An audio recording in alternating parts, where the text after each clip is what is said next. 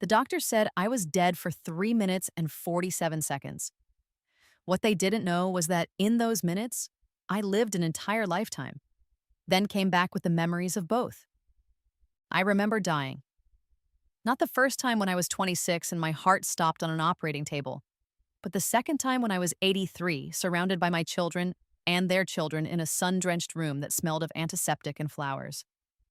Then, suddenly, I was gasping awake in a hospital bed, tubes down my throat, and my sister Maggie's tear-streaked face hovering over mine. "You're back," she whispered, gripping my hand so tightly I could feel her pulse against mine. "Oh my God, Ellie, you're actually back."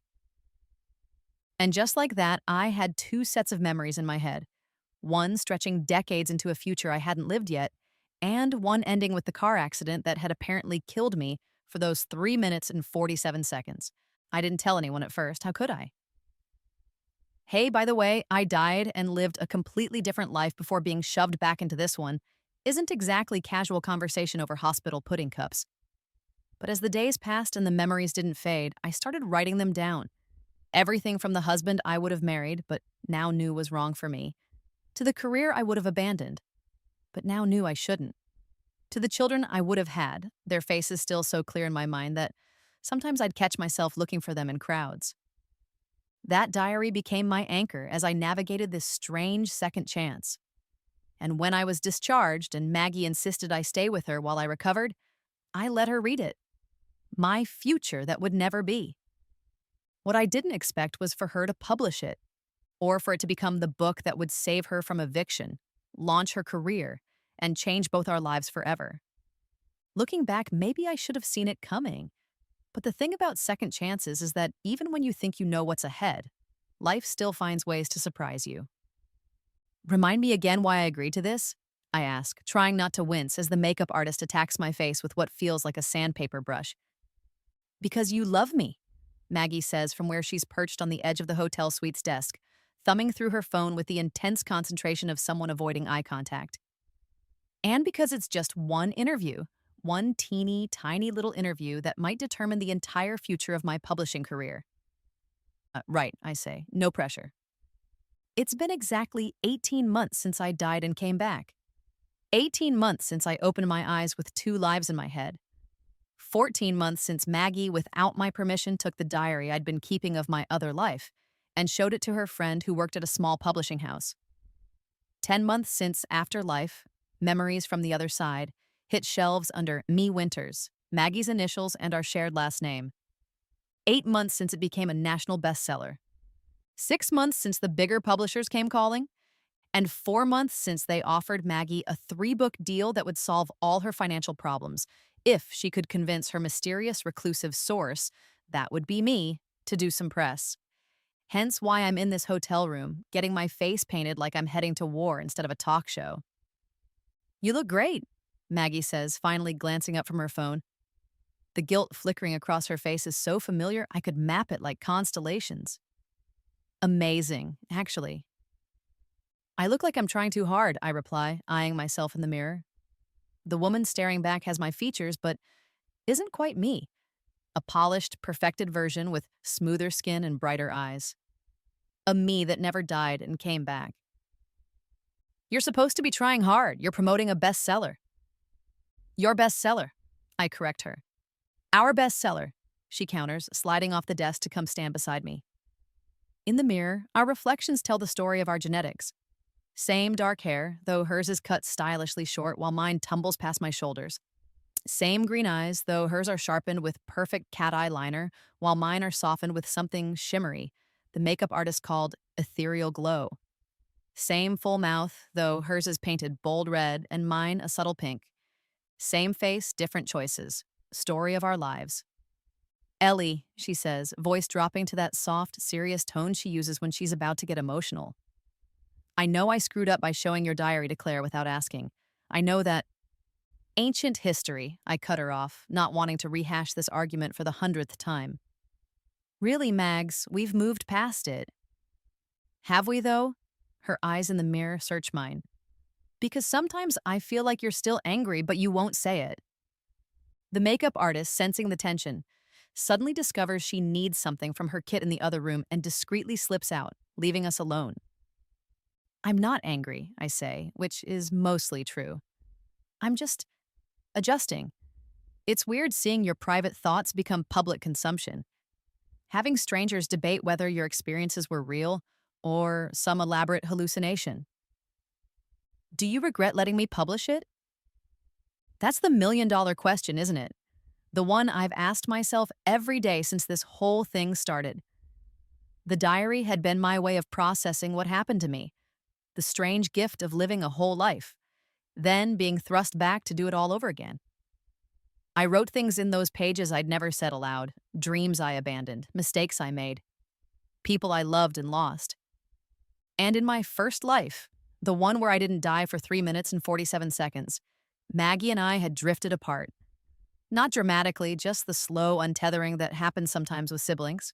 Different cities, different priorities, calls that went from weekly to monthly to holiday check-ins. But in this second chance, here we are, living together for the past year and a half, sharing morning coffee and late-night ice cream binges, building the kind of relationship I'd missed without realizing it until I had the chance to do it over. So do I regret it? That's complicated. I don't regret that it kept you from being evicted, I say finally, meeting her eyes in the mirror. I don't regret that it got you the career you always wanted. I don't even regret that it's made people think differently about life and death and second chances. I pause. I just wish sometimes that it could have done all that without turning me into a sideshow.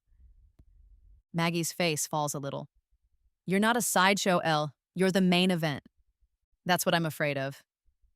A knock at the door interrupts us. 5 minutes, Miss Winters, calls a production assistant. Maggie squares her shoulders, slipping back into professional mode so quickly I almost miss the moment of vulnerability. Ready? I take a deep breath, thinking about the life I lived in those 3 minutes and 47 seconds. The career I built, the family I raised, the mistakes I learned from, the love I found and lost, and how none of it exists anymore, except in my memories and the pages of a book with my sister's name on the cover. As I'll ever be, I reply, standing up and smoothing down the blue dress the stylist insisted made my eyes pop. Let's go make your publisher happy. Maggie grabs my hand and squeezes it, something so nakedly grateful in her expression that I feel a pang of shame for my resentment. Thank you, she whispers. I know this is weird, but thank you. I squeeze back, remembering the sister I lost touch with in that other life. The one I never reconnected with until it was too late.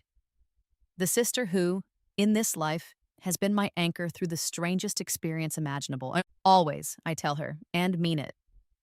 The talk show set is smaller than it looks on TV. That's my first thought as we're led through a maze of black cables and clipboards to the stage, where 3 plush chairs sit arranged in a cozy semicircle, bathed in lights so bright they make my eyes water.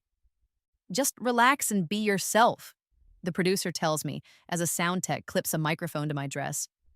Tara loves the book and just wants to hear your story. My story.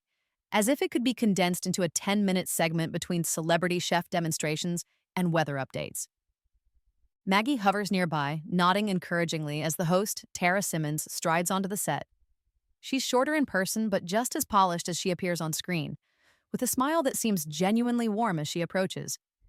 Eleanor, I'm so pleased to finally meet you.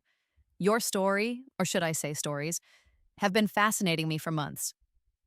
Please call me Ellie, I say, shaking her hand, and thank you for having me. The pleasure's all mine. We rarely get to talk with someone who's experienced, well, what you've experienced. Her eyes gleam with the unmistakable hunger of someone who smells a ratings hit. Are you nervous?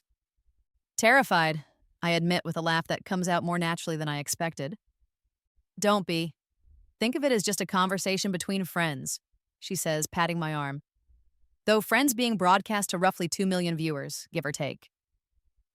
Before I can process that number, we're being counted down, Tara is beaming at the camera, and suddenly, we're live. Today we have an extraordinary guest with an even more extraordinary story, Tara begins, turning toward me with practiced precision. Eleanor Winters experienced what doctors call a temporary death during a car accident 18 months ago. But while she was clinically dead for nearly 4 minutes, Eleanor claims she experienced an entire lifetime, one she remembers in vivid detail. Her experiences became the basis for the surprise bestseller Afterlife: Memories from the Other Side, written by her sister, Margaret Winters. Eleanor, welcome to the show. Thank you for having me. I manage, my voice steadier than I feel. I have to ask the question everyone wants to know. Do you really remember living an entire life during those minutes you were clinically dead? I've prepared for this question, rehearsed it with Maggie a dozen times, but under the hot lights with cameras pointed at me, I find myself abandoning the careful script. I remember dying, I say simply. Not the death that brought me here today, but the one that came decades later when I was old and surrounded by family. And I remember everything in between: a career as a photographer, a marriage that ended, another that lasted, two children who grew into people I was proud of, friends I made, places I traveled, joys and heartbreaks.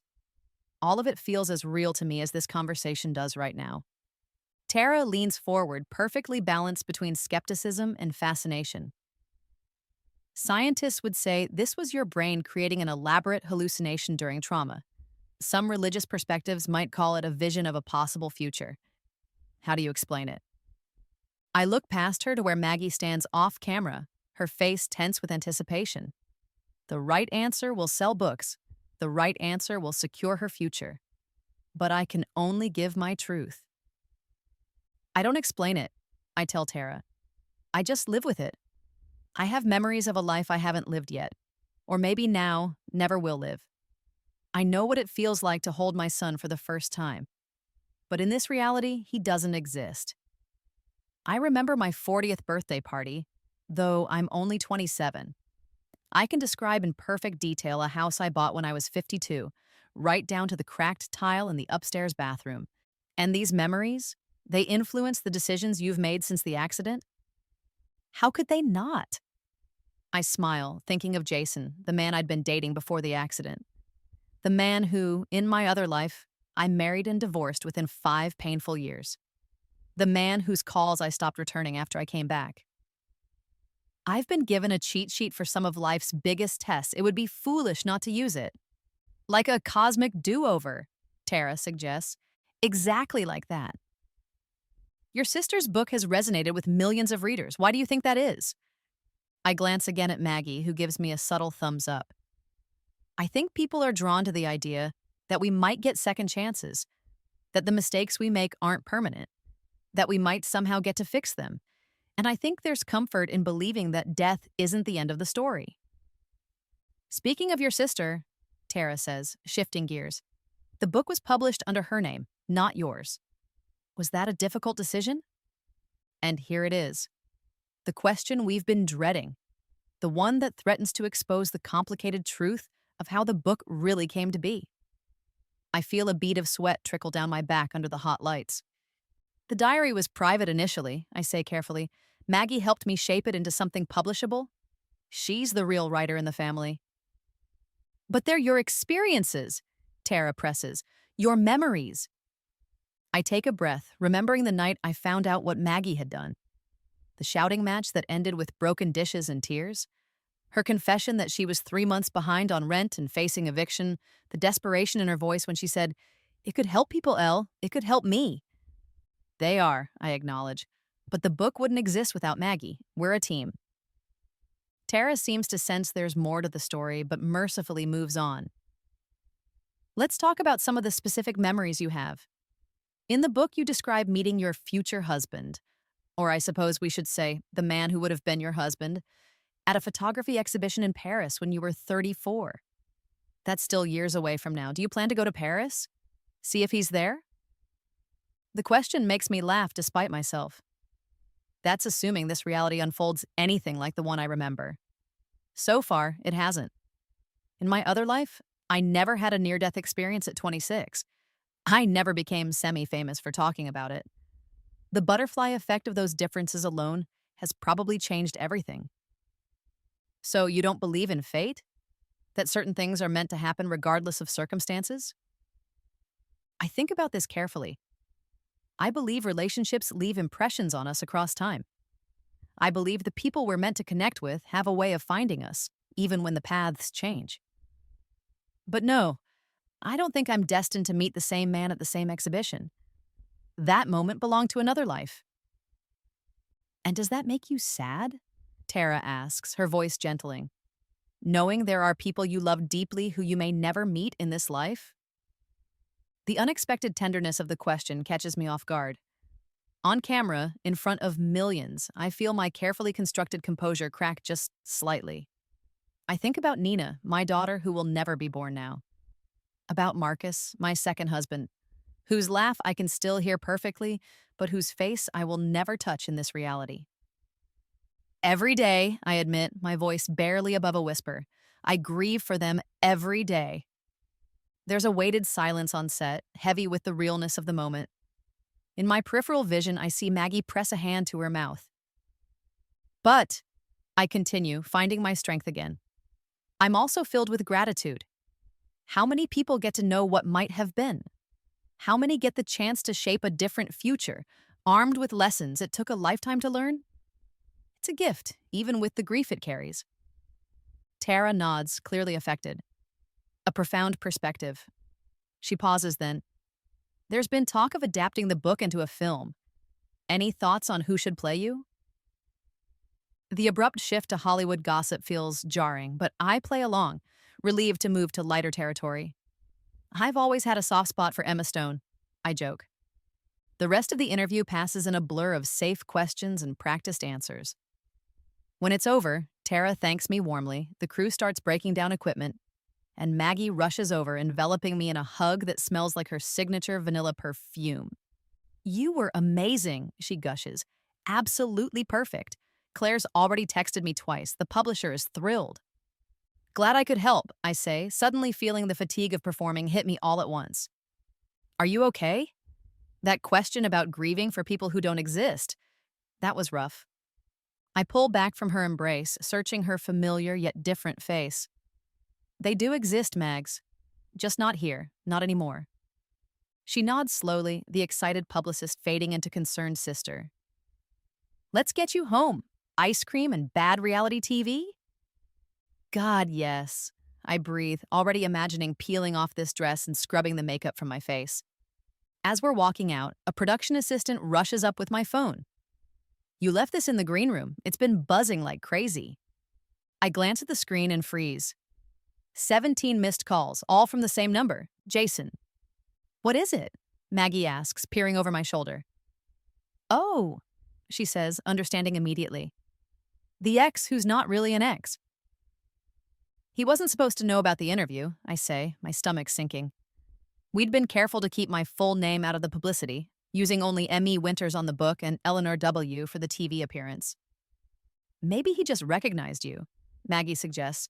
I mean, you dated for almost a year before the accident. The phone buzzes again in my hand. Jason calling. Again. You don't have to answer it, Maggie says. But I know I do. Because in my other life, the one that now only exists in memory and on paper, ignoring Jason's calls was the first in a series of mistakes that led to years of misunderstanding and bitterness. And if this second chance has taught me anything, is that the easy path rarely leads anywhere worth going. I'll meet you at the car, I tell Maggie, and press the green button before I can second-guess myself. Jason, I say, stepping into a quiet corner of the hallway. So it's true, he says, his voice exactly as I remember it from both lives, deep and slightly rough, like he's always just woken up. I thought Claire was exaggerating when she said her company's big bestseller was based on your experiences.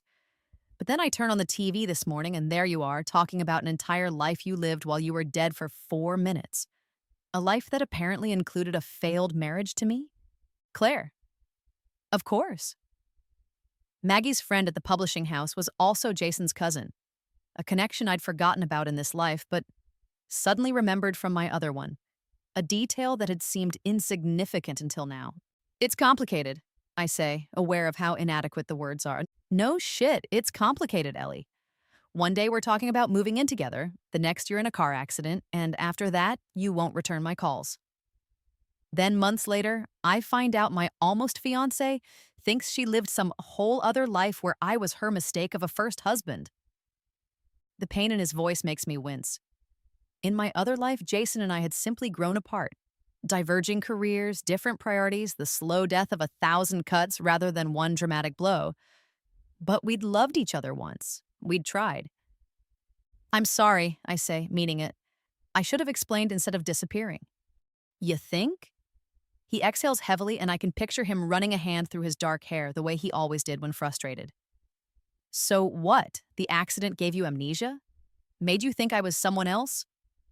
No, nothing like that. I remember everything about our relationship, Jason. That hasn't changed. Then what has changed? Because the Ellie I knew wouldn't have ghosted me after a year together. And she sure as hell wouldn't have written a book painting me as the regrettable ex. I didn't, I start, then catch myself. The book doesn't name you. It doesn't even use my real experiences with you. It's about the Jason from the other life, a life that didn't happen here. But it's still me, he says quietly. Isn't it?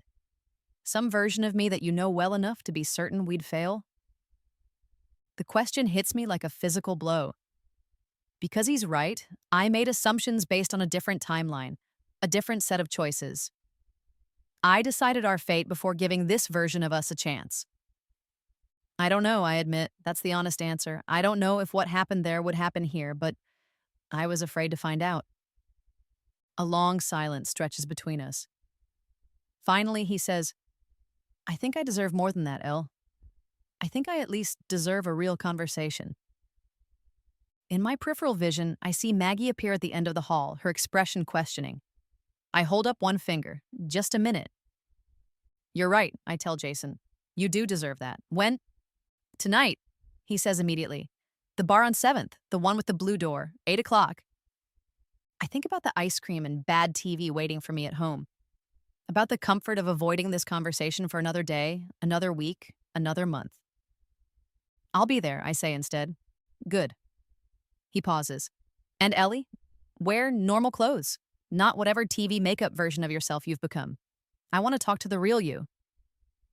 Despite everything, I find myself smiling. The real me. I'll try to remember who that is. I hang up and walk toward Maggie, who's practically vibrating with curiosity. Well, she demands. What did he say? Is he angry? Is he suing us? God, the publisher would have a fit. He wants to meet for a drink, I cut her off. Tonight. Her eyes widen. Are you going? I nod, thinking about the life I remember, the mistakes made, the chances not taken, the words left unsaid. Yeah, I am. But what about our ice cream plans? Rain check, I tell her, linking my arm through hers as we head for the exit. Some things can't wait another lifetime. Walking into the bar feels like stepping back in time, which, given my unique situation, is saying something. The peeling blue door, the perpetually sticky floor, the vintage beer signs flickering on exposed brick walls. This was our place, mine and Jason's, before the accident. Before I died for 3 minutes and 47 seconds and came back with a lifetime of memories that rewrote our future. I spot him immediately, hunched over a beer at our old corner table. He looks exactly the same.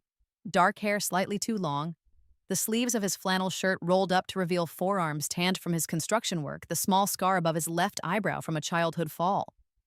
The sight of him hits me with a double wave of déjà vu, memories from this life overlapping with memories from the one that no longer exists.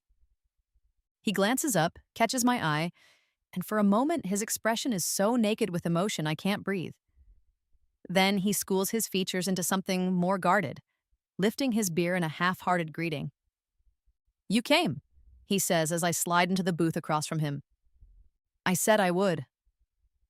I shrug off my jacket, suddenly self-conscious. I followed his instructions. Jeans, a simple sweater, my hair pulled back in a messy bun. No trace of the polished TV version of myself. Thanks for calling. I owe you an explanation. You owe me a lot more than that, he says, but there's no real heat behind it. Just exhaustion. I watched your interview this morning. 3 times, actually. I'm sorry you had to find out that way. Which part?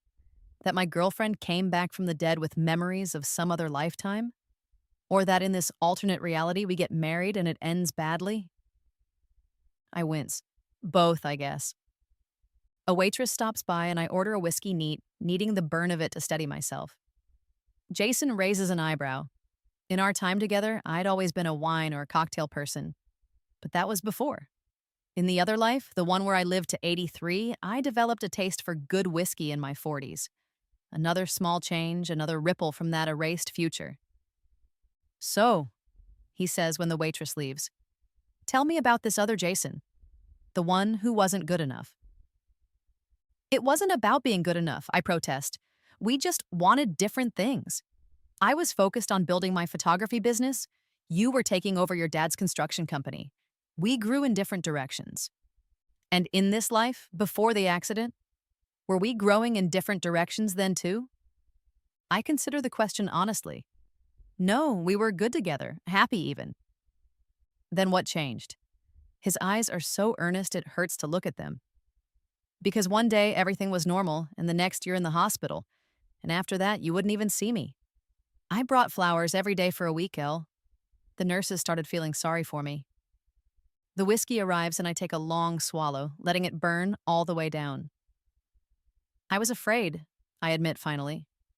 Of what? Of making the same mistakes. Of hurting you the same way. In the other life, our divorce was messy. We said terrible things to each other.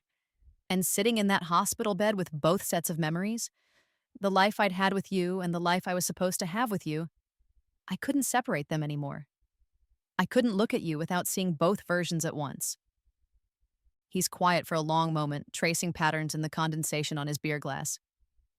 You know what I think? He says finally. I think that's bullshit. Excuse me? I think you got scared, and instead of talking to me about it, you use these visions or memories or whatever they are as an excuse to run away. I feel heat rise to my face. That's not fair. Isn't it? The Ellie I knew faced things head on. If she was worried about something, she'd say it. If something was wrong, she'd try to fix it. He leans forward, his voice dropping. The woman I loved wouldn't have disappeared on me without a word based on some dream of a future that might never happen. It wasn't a dream, I snap, stung by the dismissal. It was as real as this conversation is. Fine. Let's say it was real. Let's say you really lived a whole other life while you were technically dead for a few minutes. You still made a unilateral decision about us without giving me any say in the matter. You decided we were doomed before we even had a chance. He's right, and we both know it. The realization sits heavy in my chest alongside the warming whiskey. I didn't know how to explain it, I say quietly. How do you tell someone, hey, I've seen our future and it doesn't work out? You just did, he points out. Right now. Was that so hard? I laugh despite myself, a short, surprised sound. Yes, actually, it was. His expression softened slightly. Look, I'm not saying I fully understand whatever happened to you. Frankly, it sounds impossible. But I deserve the chance to hear it from you, not from watching you on morning television. You're right, I concede. I handled it badly. So, let's handle it better now. He pushes his beer aside, folding his arms on the table. Tell me about this other life. The one where we didn't make it. And so I do. I tell him about our small wedding at the Botanical Gardens, the apartment we first shared with the leaky bathroom faucet, the Christmas we spent with his parents where his father got drunk and insulted my career choices. I tell him about the slow unraveling, the late nights at work that turned into separate lives under one roof, the arguments about children. He wanted them sooner. I wanted to establish my career first. The counseling that came too late. As I speak, his expression shifts from skepticism to something more complicated. Recognition, maybe, of paths we might have taken. We never tried to get back together, he asks when I finish. After the divorce? I shake my head. You married someone else a few years later, had twin boys, seemed happy. And you? I focused on my career for a while, traveled, eventually met someone when I was 39, Marcus. We were together until he died, about 15 years before I did. Kids. A daughter, Nina. My voice catches on her name. She would have been born in 2027. Jason is quiet for a moment, absorbing this. It's strange, he says finally. Hearing about a life we might have had. Children I might have known. It feels like mourning something that never existed. I know exactly what that feels like, I tell him, the understanding passing between us like a current. He signals for another round and when the drinks arrive, raises his glass in a toast. To lives unlived. And those still to come, I add, clinking my glass against his. We drink in silence for a moment, the awkwardness between us giving way to something more contemplative. So, he says eventually, the book. Your sister wrote it? I hesitate, remembering the promise I made to Maggie and her publisher, the official story we agreed to tell, but I'm tired of half-truths.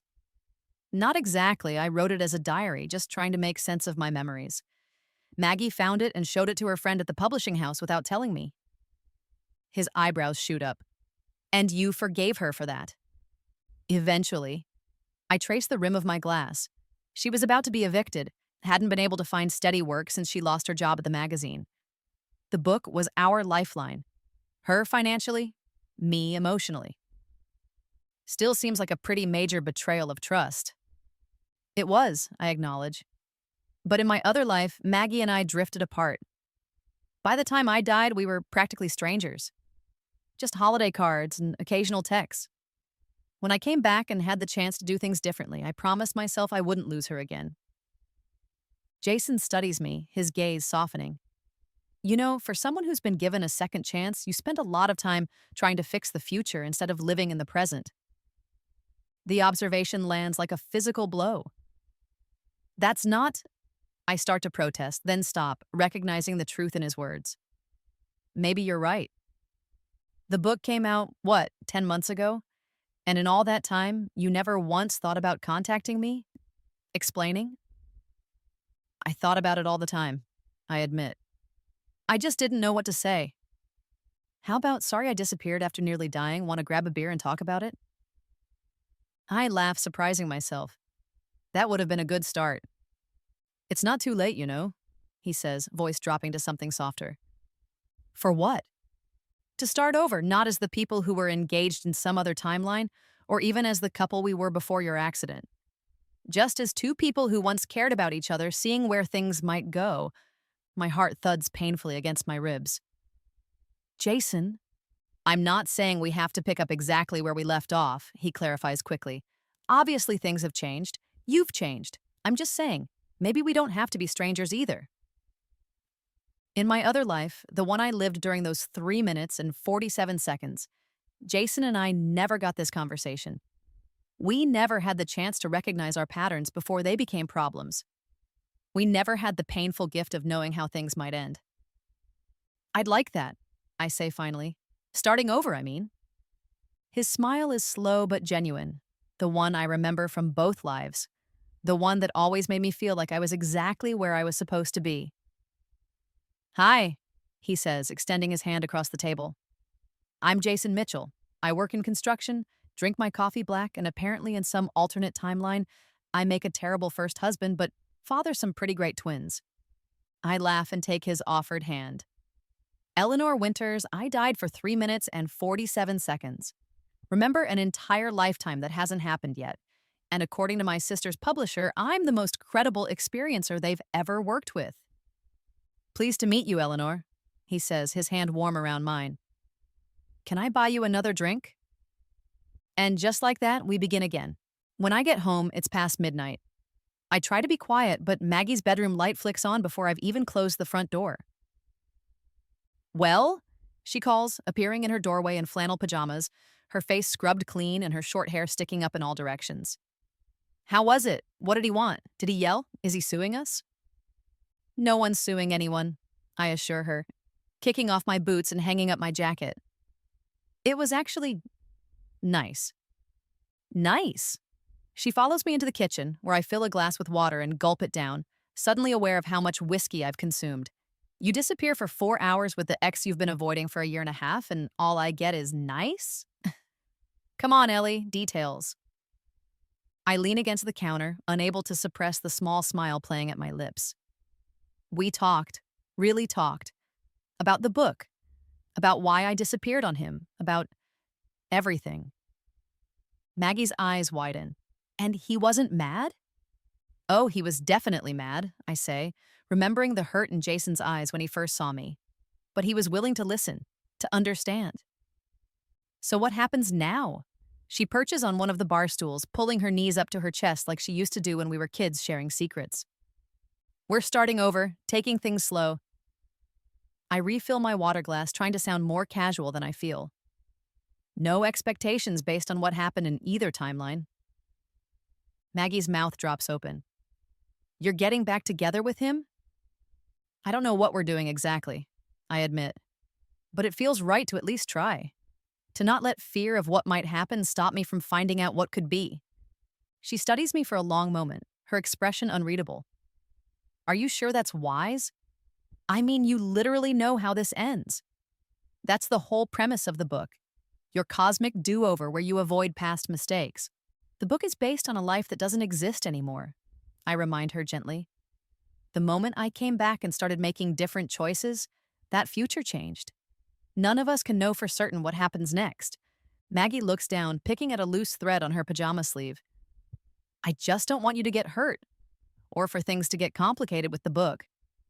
And there it is, the real concern. Not about my heart, but about the narrative we've been selling. The one that's paying her rent and funding her future. Mags, I say, keeping my voice even. The book will be fine regardless of what happens with Jason and me. People are connecting with the story, not the specifics of my romantic choices. I know, she says quickly. It's just, Claire mentioned they're already talking about a sequel. Your life after coming back, how the memories of the other timeline influenced your choices. If you get back with Jason after explicitly saying he was your biggest regret, then that becomes part of the new story. I finish for her.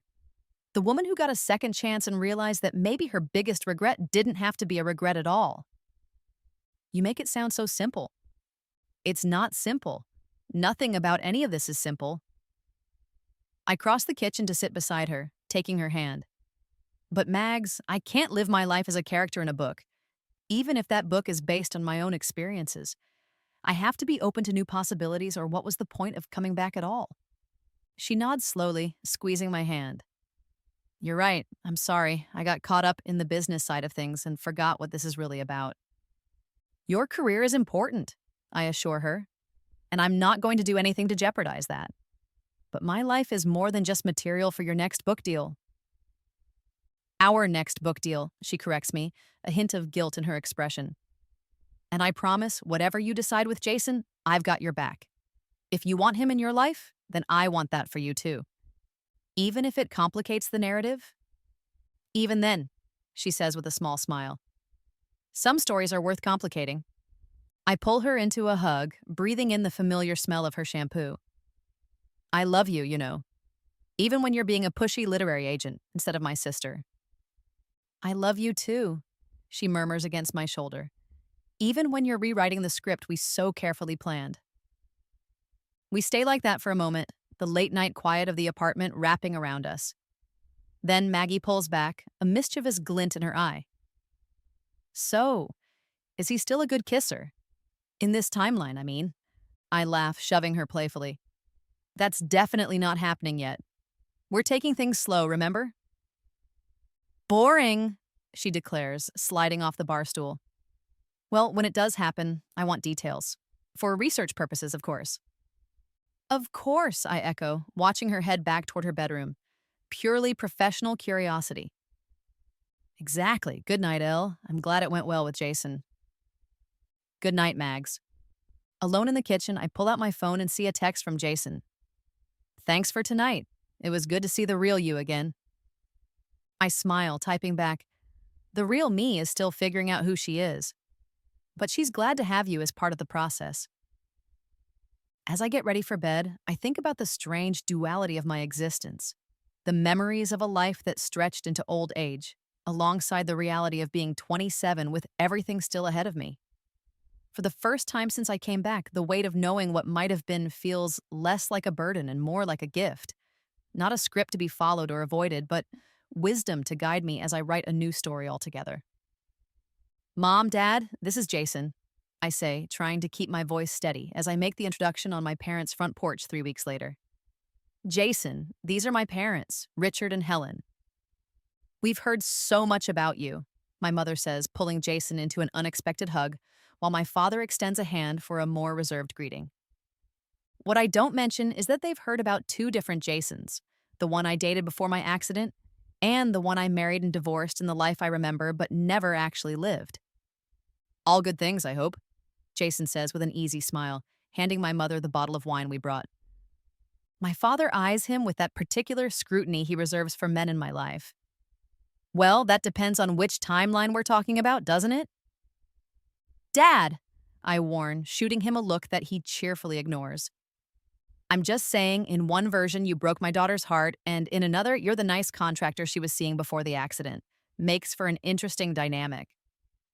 Richard, stop it, my mother chides, linking her arm through Jason's and leading him inside. Ignore him. He thinks he's being funny, but he's actually just being overprotective. Once we're settled in the living room with drinks, the conversation flows more naturally than I expected. Jason asks my father about his woodworking hobby, compliments my mother on the renovation they recently completed, and deftly handles the occasional reference to the other timeline with good humor. I have to say, my mother comments as we move to the dining room for dinner, you're taking all this very well, Jason. Not everyone would be so understanding about dating someone who remembers being married to them in some alternate reality. Jason laughs, catching my eye across the table. What can I say? I'm a sucker for unique situations. And besides, how many guys get to hear about their mistakes before they make them?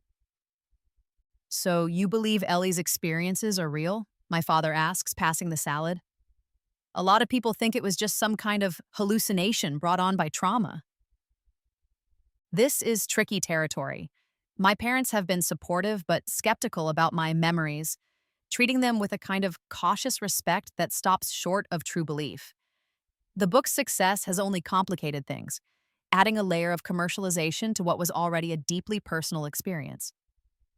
I believe Ellie believes it, Jason says carefully, and honestly, that's enough for me. Whether it was an actual glimpse of another timeline or her brain processing fears and hopes during trauma, either way, it's shaped who she is now, and that's the person I'm interested in getting to know. My mother's expression softens, and even my father looks impressed. Under the table, I squeeze Jason's knee in silent gratitude. Well, I think it's romantic, my mother declares. Getting a second chance with someone armed with the wisdom to avoid past mistakes. If they were even mistakes that would happen in this reality, I point out, it says, the whole butterfly effect means things are already different from what I remember. Speaking of different realities, my father says, how's the book tour going? Your sister mentioned something about a West Coast swing next month? The reminder of my obligations makes my stomach tighten. Since the successful TV appearance, demand for interviews and events has only increased. Maggie and the publisher have been scheduling appearances across the country, each one taking me further from the quiet life I'd hoped to build after coming back. It's fine, I say noncommittally. Busy. She's being modest, Jason jumps in. The book's in its third printing, and there's talk of international rights. My parents beam with pride, and I force a smile, not wanting to dampen their enthusiasm. But the truth is, the book's success has become increasingly complicated for me. A constant pull between supporting Maggie's career and protecting my own privacy, between sharing what I've learned and feeling exploited for my unique experience. Later, as we're saying our goodbyes, my mother pulls me aside while Jason and my father discuss some detail about the house's foundation. He seems wonderful, honey, she says, squeezing my arm. Different than I remember from before. He's the same person, I tell her. I'm the one who's different. She studies my face with the penetrating gaze that's been making me confess to things since childhood. Are you happy, Ellie? With all of this, the book, the publicity, being back with Jason? I'm figuring it out, I say, which is the most honest answer I can give. Some days are easier than others. And Maggie, how are things with her? I hesitate, not wanting to betray the occasional tension that still flares between us when the lines between sister and business partner blur. She's doing great. The book has opened so many doors for her. That's not what I asked. I sigh, leaning against the wall. It's complicated, Mom. I love her and I'm happy for her success. But sometimes I feel like I've become a story she's selling rather than her sister. My mother nods, understanding in her eyes. Have you told her that? Not in so many words. I don't want to seem ungrateful. The book saved her from eviction, gave her the career she always wanted. At what cost to you, though? She touches my cheek gently. Just because you've been given a second chance doesn't mean you have to spend it making everyone else's dreams come true. The insight hits me harder than I expect, bringing unexpected tears to my eyes. I'm trying to find the balance, I admit, between the life I remember and the one I'm living now, between what I want and what everyone needs from me. Oh, sweetheart. She pulls me into a hug, her familiar perfume enveloping me. That's the challenge we all face, second chance or not. Finding the courage to live for ourselves while still caring for the people we love. Over her shoulder, I catch Jason watching me, concern etched across his features. I give him a small smile, wiping away the tear that escaped. We should get going, I say, pulling back from my mother's embrace. Long drive back to the city. Think about what I said, she whispers as we rejoin the men. Your story belongs to you, Ellie. No one else. The words stay with me during the quiet drive home, Jason's hand occasionally finding mine across the console as the highway stretches before us. My story belongs to me. But does it still, when pieces of it live on bookshelves across the country, reshaping themselves in readers' imaginations? And if not, how do I take it back? I can't do this anymore, I announce, bursting into Maggie's bedroom at 7 in the morning, still in my pajamas. I'm canceling the West Coast tour. Maggie bolts upright in bed, her sleep mask pushed up into her hair, looking disoriented. What? Why? What happened? I pace the length of her room, energy coursing through me after a night of restless contemplation. 3 weeks of hotel rooms and interviews, and strangers asking me about the most personal moments of a life I never actually got to live. I can't do it, Mags. It's too much. She rubs her eyes, clearly trying to shift from sleep to crisis management mode. Elle, we've been planning this for months. The publisher has booked venues, flights, promotional materials. I know, I interrupt, and I'm sorry about that, but I've reached my limit.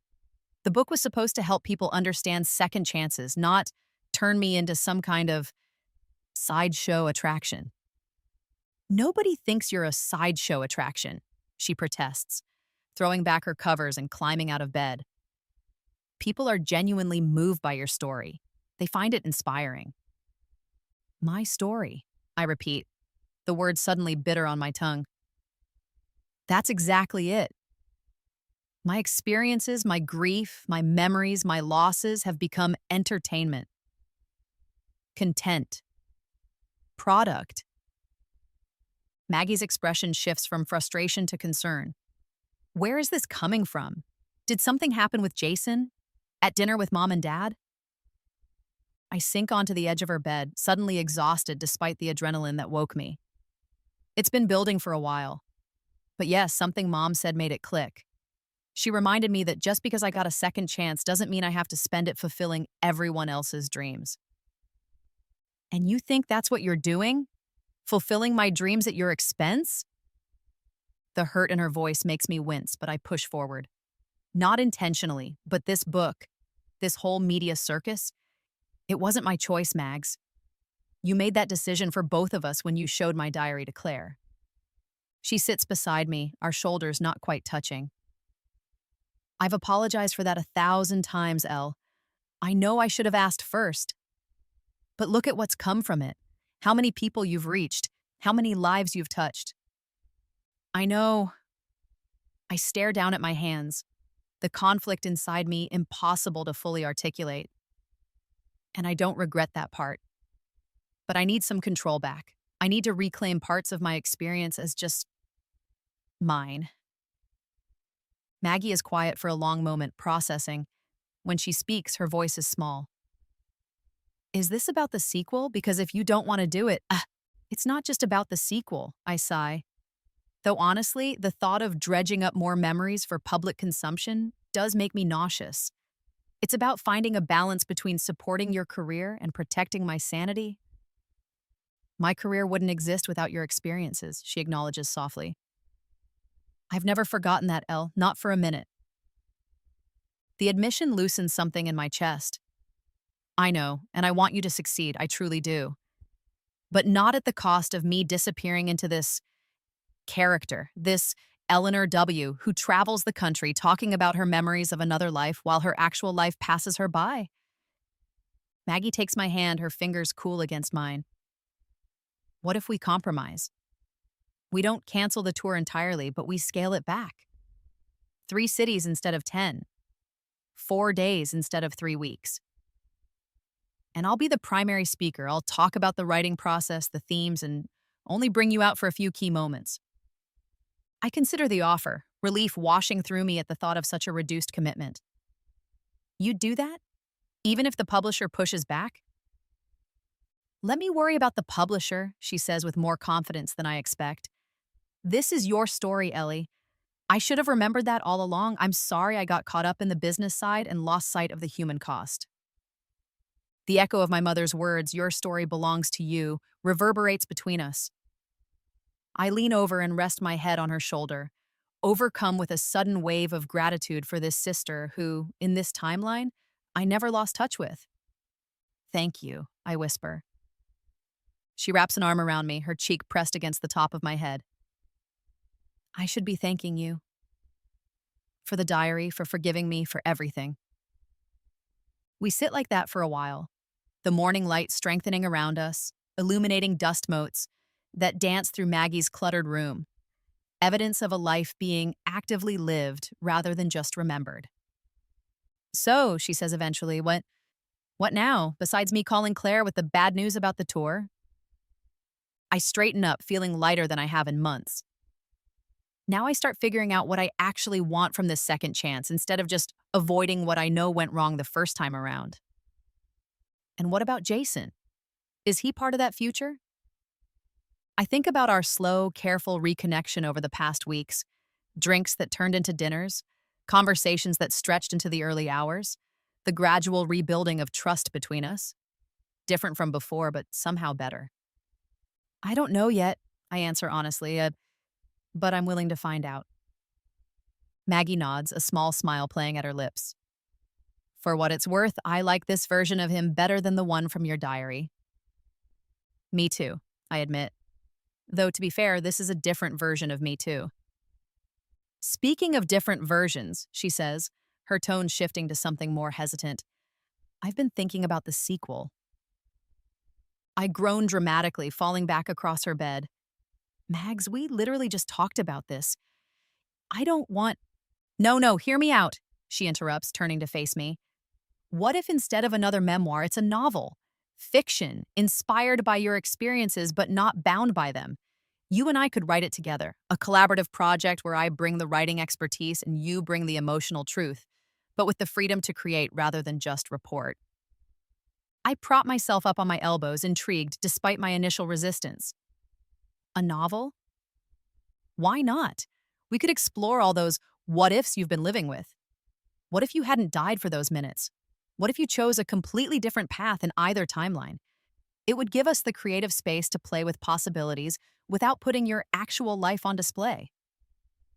The idea is unexpectedly appealing, a way to process my unique experience without sacrificing more of my privacy, a chance to work with Maggie as a true partner rather than just the source material.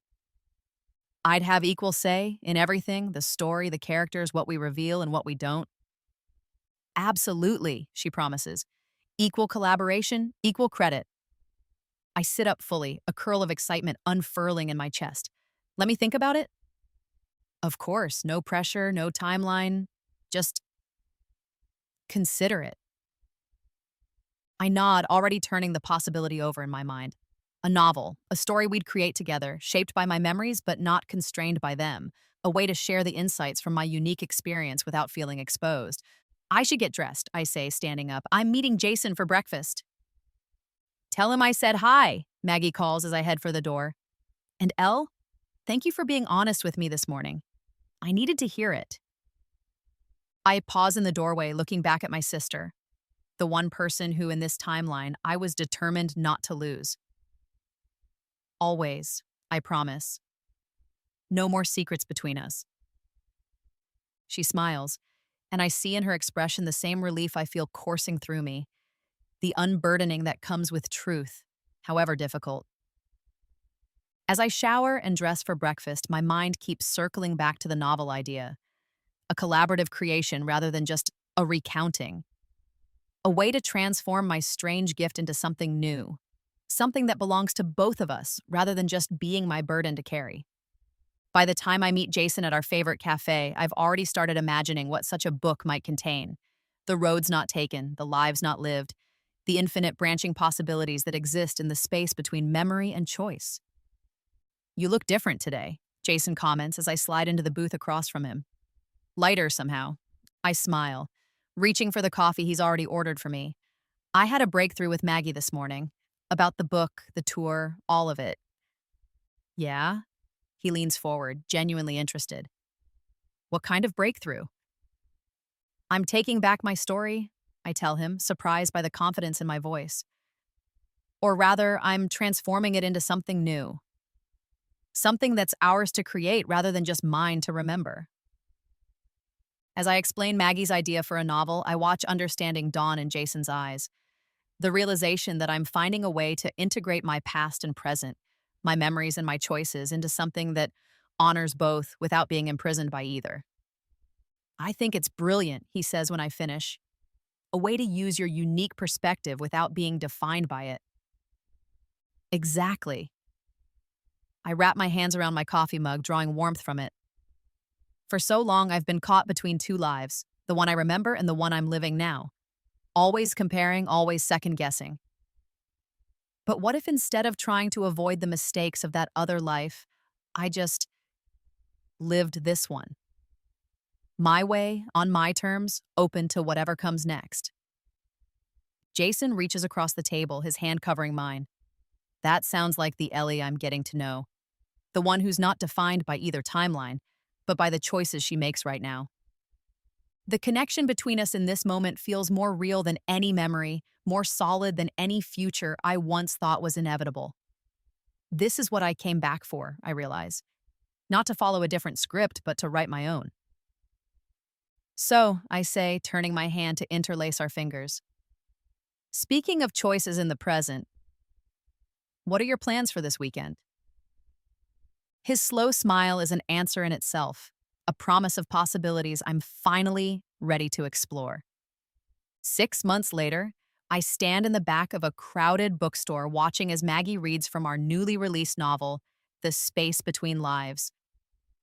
Her voice carries confidently through the room, bringing to life words we crafted together during late nights and early mornings, fueled by too much coffee and the strange alchemy of sisterhood and creativity.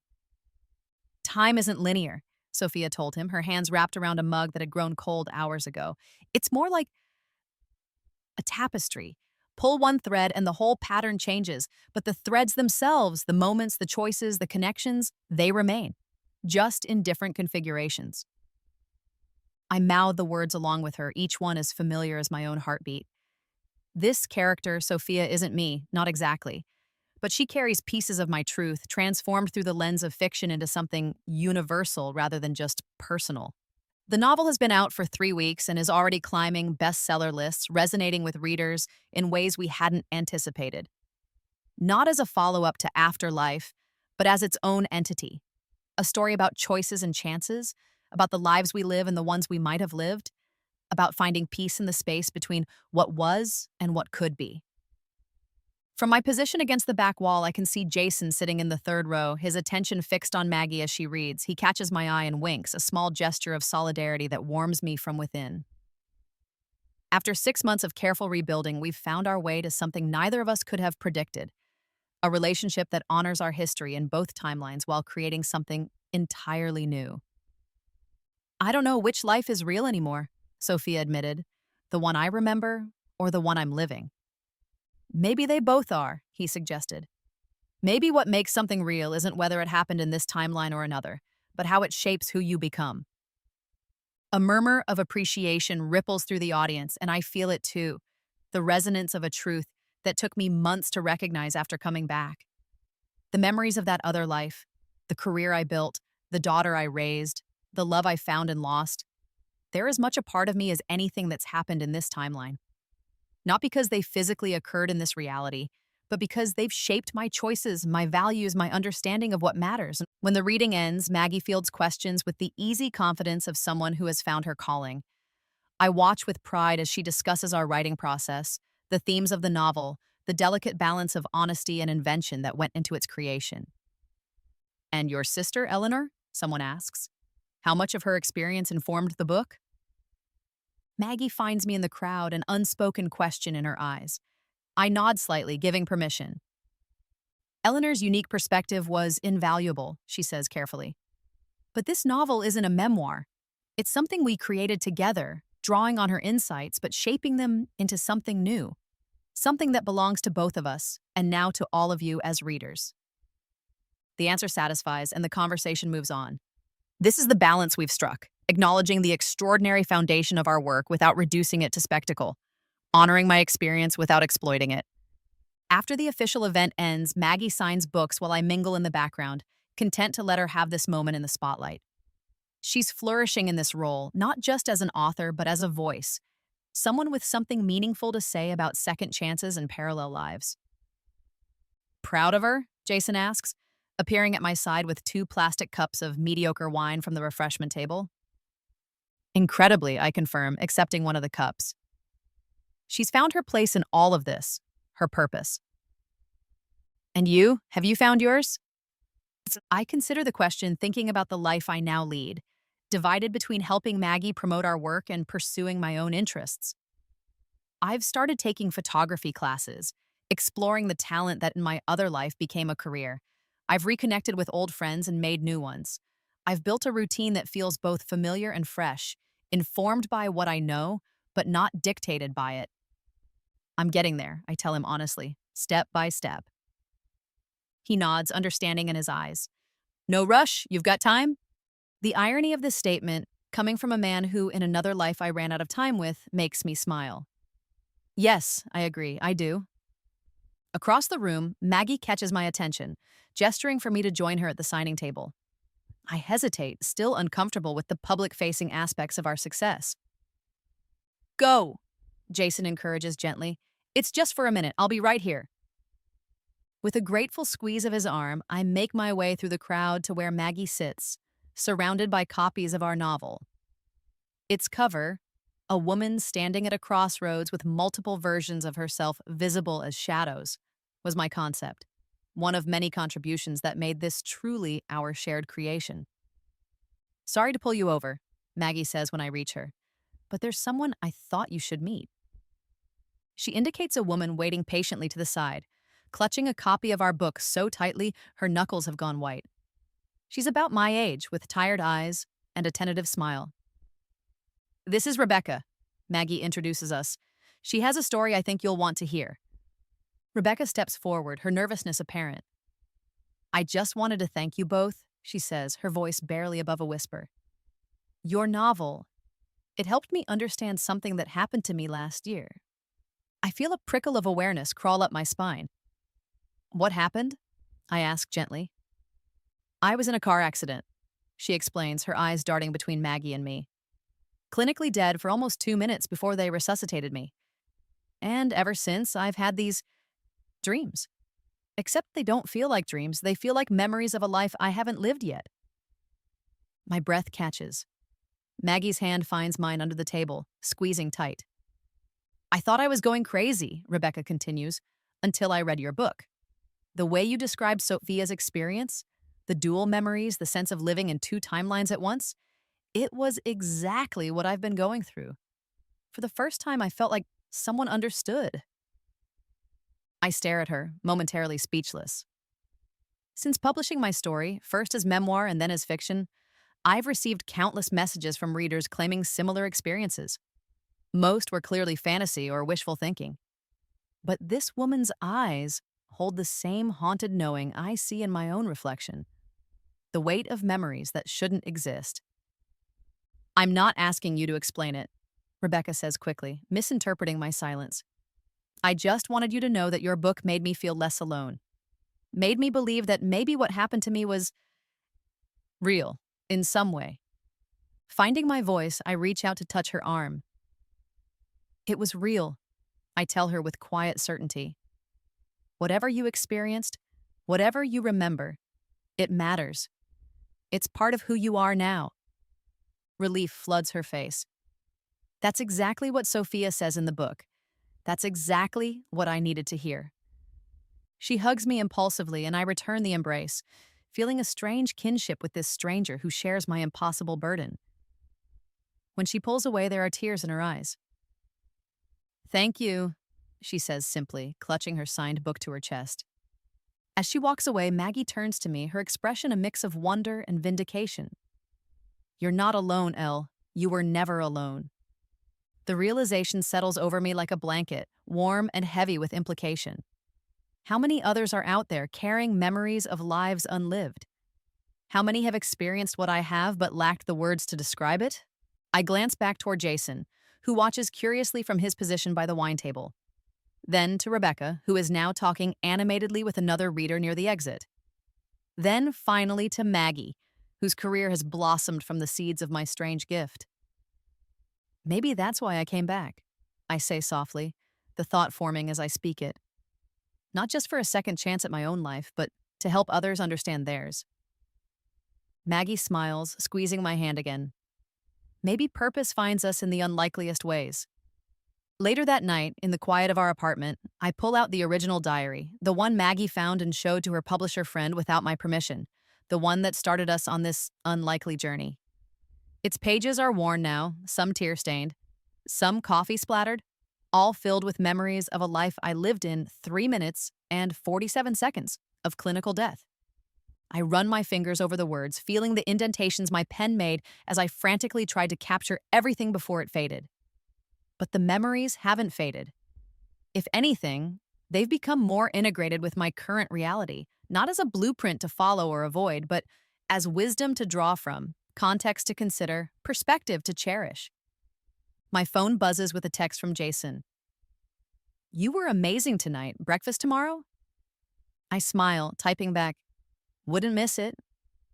Setting the diary aside, I move to my bedroom window, gazing out at the city lights that punctuate the darkness. Somewhere out there, Rebecca is processing our conversation, perhaps feeling less alone with her impossible memories. Somewhere out there, readers are turning the pages of our novel, finding resonance in a story that bridges reality and possibility. And here, in this apartment that Maggie's book deal saved, in this life I never expected to return to, in this second chance I'm still learning to navigate, I find myself filled with something that feels remarkably like peace. Not because I know what happens next. I don't, not anymore. The future I once lived has been altered by each choice I've made since coming back. But because I've finally stopped trying to avoid one life or recreate another and started embracing the one before me now, with all its uncertainty, all its possibility, all its beautiful, terrifying nowness. I close the diary and place it on my bookshelf where it belongs, not hidden away as a secret, not displayed as a curiosity, but simply existing as one chapter in an ongoing story. My story. Our story. The one we're still writing, word by word, choice by choice, moment by precious moment.